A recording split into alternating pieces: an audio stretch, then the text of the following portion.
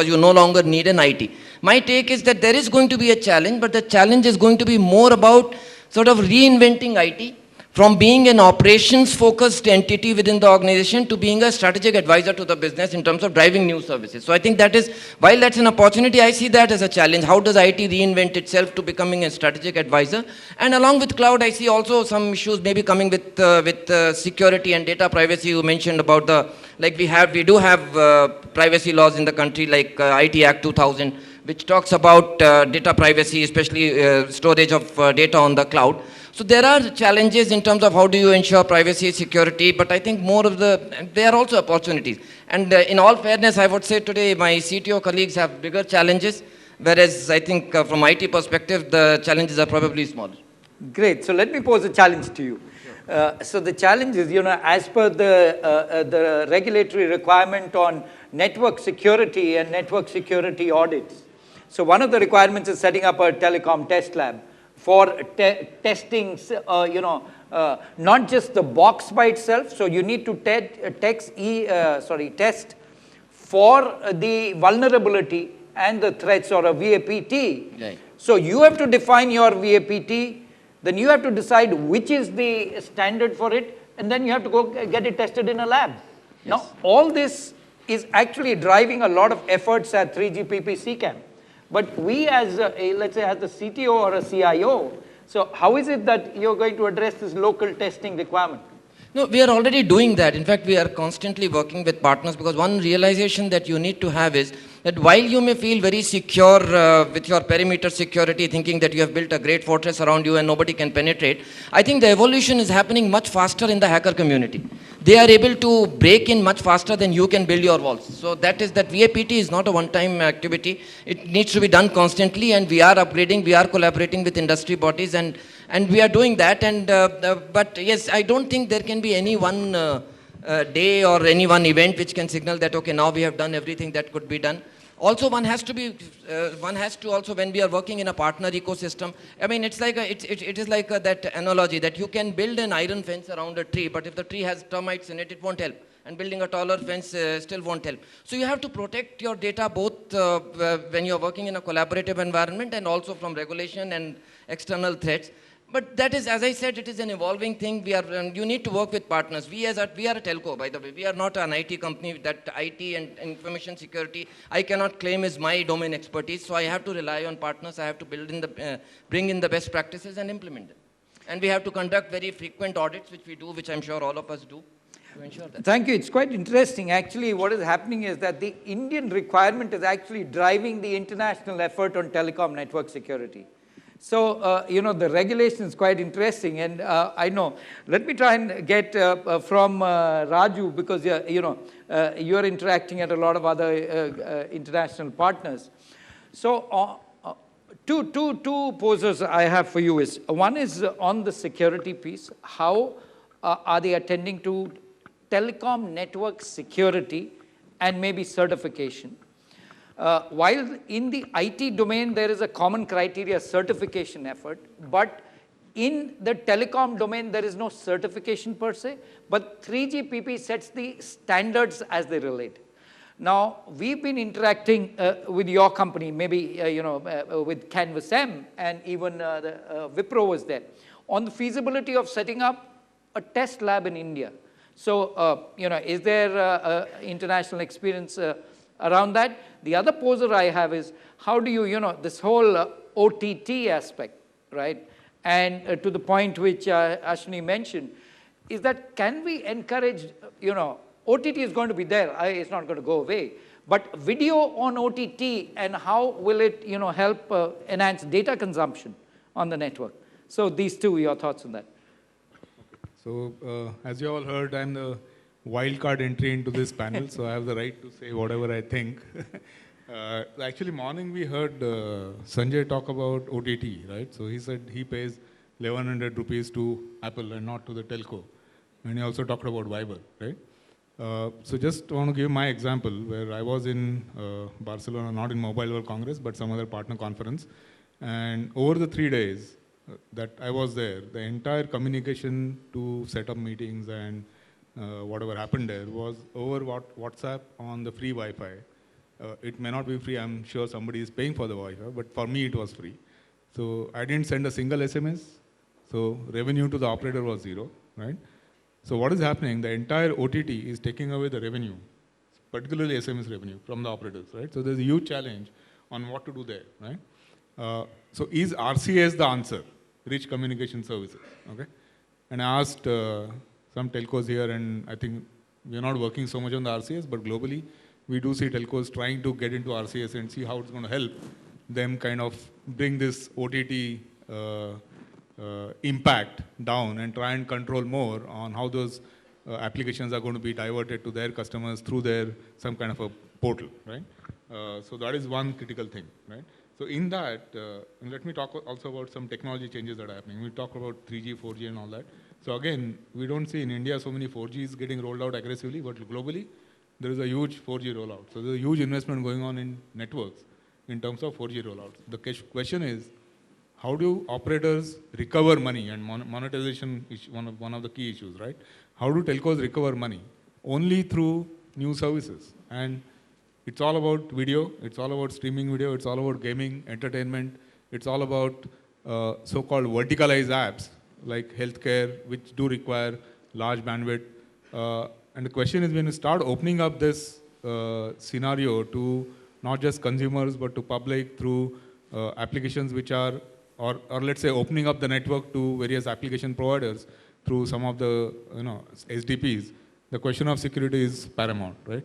And the security then is not just part of the network security. The security actually you have to look at right from application security, right, to your platforms, including cloud platforms. Because cloud, one of the major areas of concern even today is security issues, right? And a driver that is going there is what I call as virtualization. So you have NFV standards coming in, network function virtualization, you have SDN coming in, and people have already started trials. So we are working with some of the telcos in North America in terms of how to use SDN that will impact the IPTV quality, for example.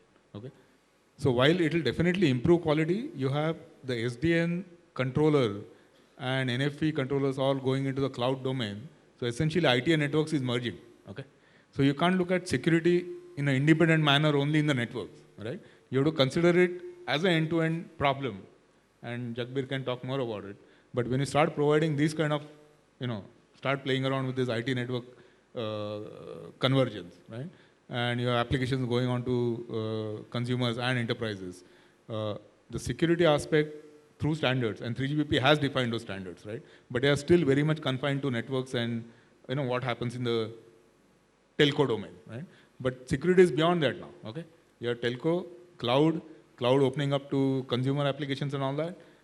So the one thing we are working on is essentially creating end-to-end security and also managed security operations where we can, through our security operations center, start providing that comfort to the operator and to various parties involved on how the security can be managed across, including IT application security to network security.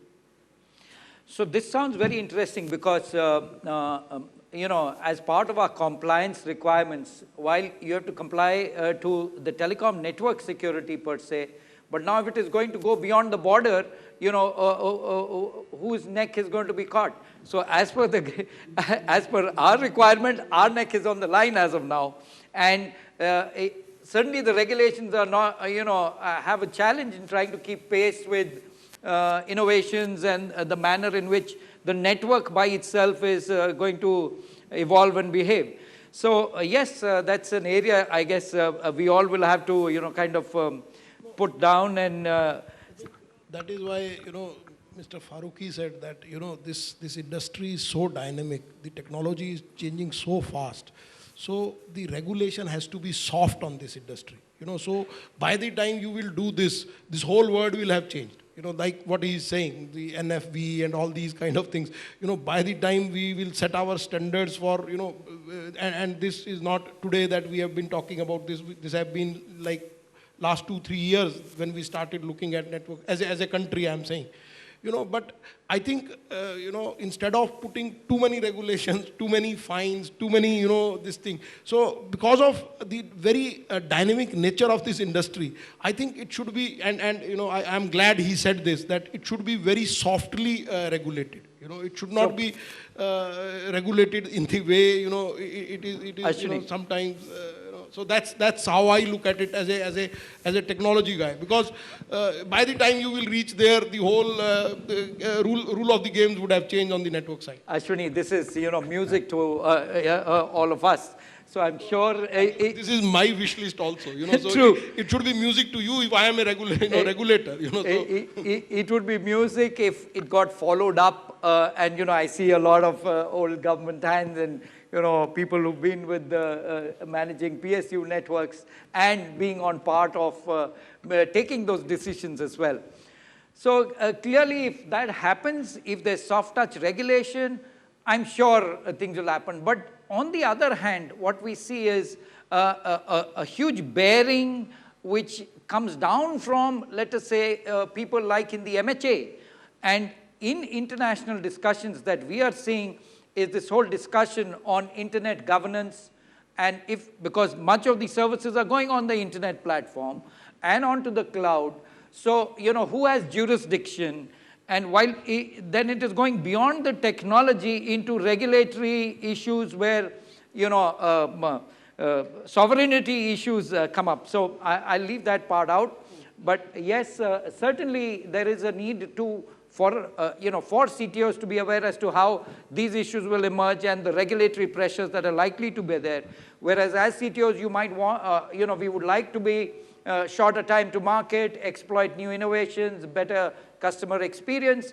But if it has to be on a cloud or, has a bearing for security, then a challenge to that. Somebody, you wanted to say something? I just wanted to say one thing in here, is that security is actually a journey now. And we have just started on the journey together. The standards are not clear. So as what Ashwani was saying, that we have started on that stuff. And as we all go along, all of us are learning, especially because 3GPP standards are well defined. And if we have to redefine that standard, then we have to think that as a body, as a common forum. And I think here is where COAI is helping us that as an industry, and as we go along, I think security is a concern not only from the MHA point of view, it's also our concern. I think we are also equally involved in that. So we are taking security very seriously. Thank you so much. Let me try and turn the discussion into something. On the LTE rollouts in India, so clearly it's taking a little while. So Jagbir, you all have tested it out. The device ecosystem, particularly for the band that we have got. So your views on that? LTE, I think we rolled out 2 years back in Calcutta. That was the first network we launched, and we have now Bangalore, Pune, and Chandigarh. So we are the only operator who has, if any, good experience of 2 years working network in these 4 cities. For sure, LTE devices, especially the handsets, are still very expensive. But China Mobile recently, again in Barcelona, there's a forum called GTI, which is the TD-LTE forum. And in that forum, there was a China Mobile president as well as big CEOs from the industries. And China Mobile is going to have 500,000 base stations. In this year, they already have 2 lakhs of the base station. And they will have the 5 lakhs actually by end of December. They are targeting 100 million TD-LTE devices, which will be less than $100. That's a claim they have. So yes, right now, the TD-LTE handset devices are very expensive, could be around $300 to $400. But going forward, I do see next 2 years' time, I think the devices will be as good as $70, $80 to $100 for this market. Meanwhile, it's a good time for us to keep testing the network because it's a new network, new technology, and putting the network, especially seamless. And especially when TD-LTE in 2300 has a coverage of 300-meter radius. Getting sites very difficult. As I said, building infrastructure, backhaul, putting the sites, and learning the technology complexities, especially the handover between the 3G and 4G. And at the same time, preparing for the transport. I think it's a good time for us to learn. So we are launched, we are getting the good experience on the dongles and CPEs. You can use the dongles to offload the 3G network because anyway you are not going to get the 3G carrier for another 2 years. So right now what we are doing is we are using in Bangalore in much, very high scale, and we are going to do very shortly in Delhi as well, that we have stopped any 3G dongles in Bangalore. We are just selling 4G dongles. All the dongle traffic goes on 4G. Customer is very happy. The kind of feedback we get, today you get like 10 MB, 15 MB, 8 MB depending on the site and time. That is a kind of speed which is not possible in this on any of the network today in this country.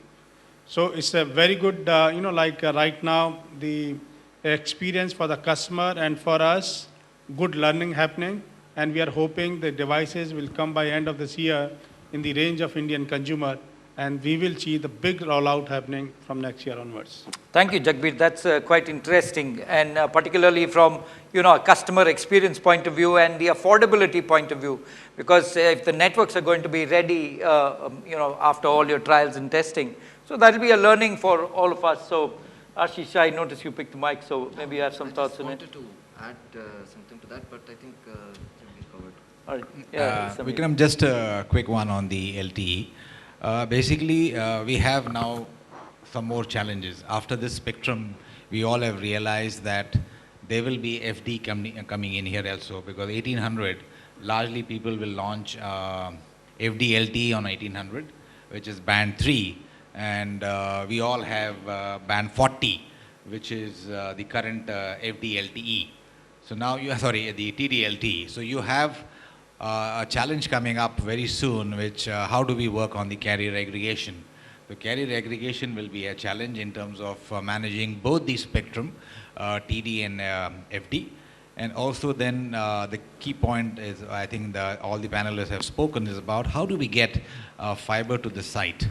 So that's one of the key challenges, and we all are facing right-of-way issues, permissions to dig the roads. I agree that we also use roads as our vehicles fly on that, but we also need to, I think, very clearly make this bandwidth or the pipeline very strong, and hence we have to do both, which is we need to get the right-of-way to the operators, and that's a challenge we are facing from almost all municipalities in the country.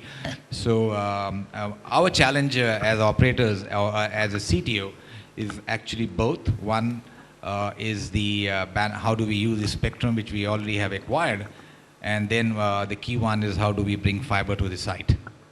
So obviously, because some countries have got, and what we at COAI have been pushing, that every tower should have access to the should be connected on fiber, because that's the only way that you'll be able to support the provide the services and have good customer experience. But the challenge, so Jawaharlal Nehru urbanization program is, we are trying to see if, as part of a building approval, like you have for sanitation or for electricity or water supply, so similarly a plan to connect up or fiber up, various, because a lot of urbanization is going to happen, and as part of that, if the, a right of way can be sorted out, that will help.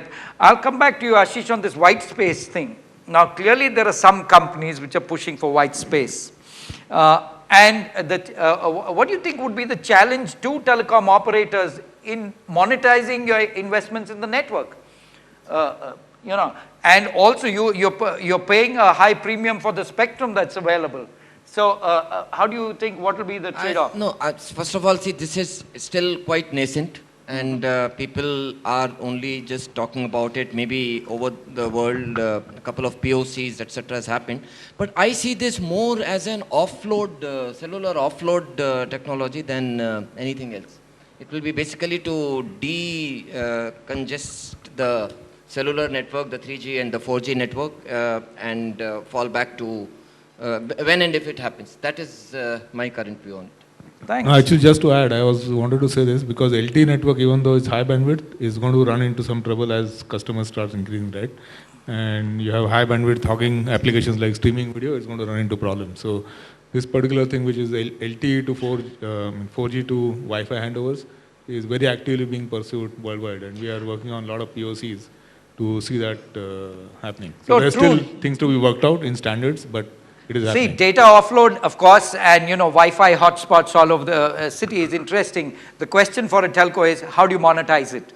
So, if there are other people on Wi-Fi offering that service and your investments, so that is an aspect maybe which we'll need to cover. So, Samir, your thoughts. Just to add to that, Vikram, as Ashish was saying about TV white space, generally white space is in the, if I remember correctly, in the VHF and the UHF band.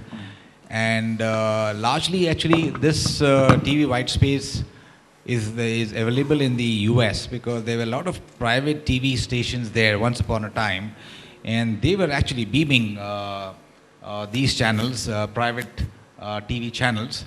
Now that they're all coming down because we have DTH also as the big part in the US. So these white space is now available for the telecom guys to use as backhaul. But the India, the issue is different. We don't have private TV channels.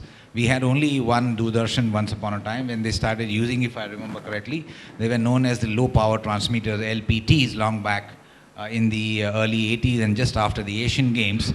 Since then, I think we have moved on. And now we have largely DTH and cable to the homes using these wires, coaxial cables. So TV white space in India, we don't have many free UHF, VHF channels available to use as backhaul. That's something which is different as compared to the US market. Right. Which is where I think IIT Bombay is driving that inertia, that I think the forum to use if we can bring back all the channels which are freed up from the TV companies and put it in the domain which is largely will be free. Right, so that's one thing. The other interesting development, or it was an interesting article, I don't know how much it's progressed, is there is a company which wants to provide globally free Wi-Fi, or Wi-Fi, whether it's free or not. So, Jagbir, your thoughts on if the whole globe is covered with Wi-Fi, so, what is the space that we see for telecom operators, if that does become a reality? I hope by that time I'll be surviving, and for sure I will not be the CTO and working in the company if that happens in next 10 years. But I want to just throw some data. I also keep reading such articles, and we have seen, by the way, let me give you some data points. We deployed in India, and I'm not going to sound negative here. The biggest problem this country has is the spectrum, highest price, lowest spectrum available, and maximum number of operators. There's nobody actually, no country in the world which is actually like this, and the lowest ARPU. So it's in interest of ours that we offload the data traffic as much as on Wi-Fi. We are the largest. Fortunately, I've been the CTO of the company which is the largest in this country, and we do everything before anybody does. We have the largest fixed line. We have the maximum fiber on ground. And I don't count BSNL as part of this. I'm saying private operator. We have the maximum number of cell sites. We have maximum number of 3G sites. We have maximum number of 4G sites. We have maximum number of DSL customers. We have everything which is possible actually right now in ground. In spite of that, we are facing the big issue of offloading the traffic from 3G to Wi-Fi and going forward for sure from 4G to Wi-Fi. We installed around 5,000 hotspots. Again, I would say, let anybody claim I have the working, and my claim is something which is working on ground. The largest number of Wi-Fi hotspots, if any operator has in this country, is Bharti Airtel. Let me tell you the kind of experience we face. 50% of the access point of the Wi-Fi hotspots, anytime they are off. And why they are off?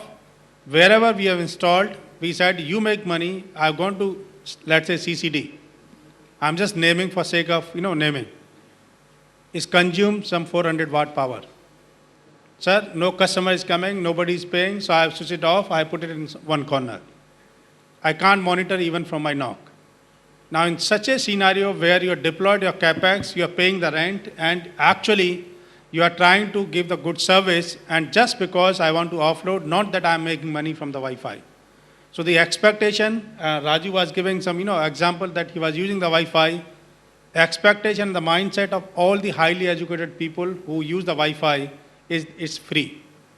If it's free in the hotel, we use, otherwise we don't pay. Like I was in Barcelona, it was free. Everyone is on Wi-Fi and Viber. But again, Vikram was saying how to monetize. Now, if I can't monetize, then you are not in the business to put the Wi-Fi. How will you backhaul? Even if the Wi-Fi is free, I put some capex, how will you backhaul? So everything has to go hand in hand, whether it's a 3G, 4G, Wi-Fi, nothing is free. There's no free lunch. So unless we find some model by which I can backhaul, I can make some money, at least I can recover my costs, I don't see that you will have the big Wi-Fi coming in. And we have to change that mindset. Before I close on this, in audience, I have the request, and I think Vikram is already doing that. The another big problem is the EMF. We didn't cover that. I request all of you, whatever at least, like I know as CTO, and whatever the technical knowledge I have, this country has the most stringent specification for the radiation. 1/10 of even UK or US or any other countries, big countries, the power emission we have. And there's no actually scientific, until now, nobody has proven that there's any impact on the health. So request you really, if you want to have a good experience of the wireless network, whether it's for the voice or data, 2G, 3G, 4G Wi-Fi, anything for that matter, we need to have the sites, we need to have this awareness in the society, it doesn't impact the health. So unless we all appreciate, one side we keep getting the complaint, I don't get the coverage in my room, bedroom, bathroom, or there or here. I'm actually hearing for this last 20 years. Other side, daily, there are hundreds of sites, we get the notice, just dismantle them. So you can't have each and everything, and especially when we are highly educated, I think we should understand and appreciate there's no impact, then why do you create the chaos unnecessary because some guy is interested in making some money somewhere. So with this, I'll actually hand over. Thank you, Jagbir. Just one point to Jagbir, what Jagbir was saying. First of all, I completely agree on the EMF point. I think we are at 0.9 megawatt per meter square, milliwatt, MW per meter square, whereas Japan has 16. So 16 versus 0.9. So there is a big, but I think the problem that happens on the offload part is also because between 3G or 4G, whatever cellular and Wi-Fi, there are two different standards. One is 3GPP, one is IEEE. And they are completely non-compatible standards. So any switchover that has to happen manually. I have to go into the airport, switch off my mobile, turn on Wi-Fi, which itself takes a long time to connect sometimes. And I think that is the challenge. Probably if there is better interoperability, we should have better usage of the spectrum also and more efficient offload also. New standards that are coming. Right, Ash. There is a complete transparent connectivity. Yeah, so 3GPP is also adopting Wi-Fi. So that's it is no more IEEE Wi-Fi standard. So 3GPP has already adopted it, and now there is a very, very clear and very, very transparent handover mechanisms between 3G or 2G or 4G and Wi-Fi. I'll just add to that. We actually have the POC working, which I can show you, which works automatically. Okay. Right? But there's a lot of issues to be sorted out, right? Not just the ones that Jagbir said, but even technically. But it's working. So Thank you so much. Yes, Amit. Just to give you the Wi-Fi between 3G to Wi-Fi, 4G to Wi-Fi, those standards are now well defined. You have this new standard which says ADM, which is known as ADNSF, Automatic Detection and Selection Function. HETNet 2.0 all have these standards. So moving from 4G to Wi-Fi, 2G, 3G to Wi-Fi is very smooth now. The only issue we are facing right now is currently with the iPhones. iPhones do not support ANDSF. So rest all the handsets support that, and we don't see that as an issue anymore. So that's all right, Samir, thanks. And Ashish, to your point, I just want to level set, is that, Japan also follow the ICNIRP standards for EMF radiations, which at 1800 is 0.9 watts per meter square, right? So it is unfortunate, completely agree with you that we had to go to 1/10, and that is really, it actually increased the public perception that there is a problem, so therefore we have had to reduce it. And any country which is tinkered with the internationally accepted standard, the public perception, instead of having improved, has actually worsened. So I'll keep it at that, unless you have... Only one point, the people who are spreading this perception, they don't understand that, more harmful than BTS is the mobile handset. The radiation from the mobile handset. So whosoever is so much worried about this. But I notice Ibrahim or the organizers, do we have time for some Q&A, please? If they don't respond, floor is open for some questions, please.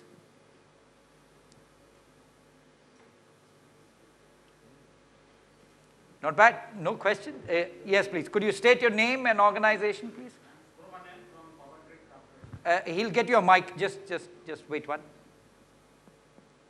Please bring a mic. Yeah, you sound good. Yeah. Actually, when this 3G has come, one of the features which was brought is that video calling, and people expected that at least within family members they will be. It's on. Just keep it near you. Willing to use this for video calling, but to the extent it was expected, it has not come up. Is it because of the tariff that is fixed for this video calling, or any other issues?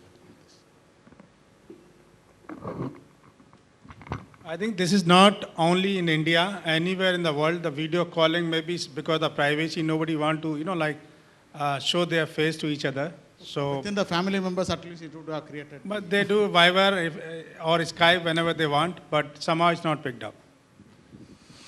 All right. I have no answer actually, but nowhere it works. Thank you. Any other queries, please? All right. Thank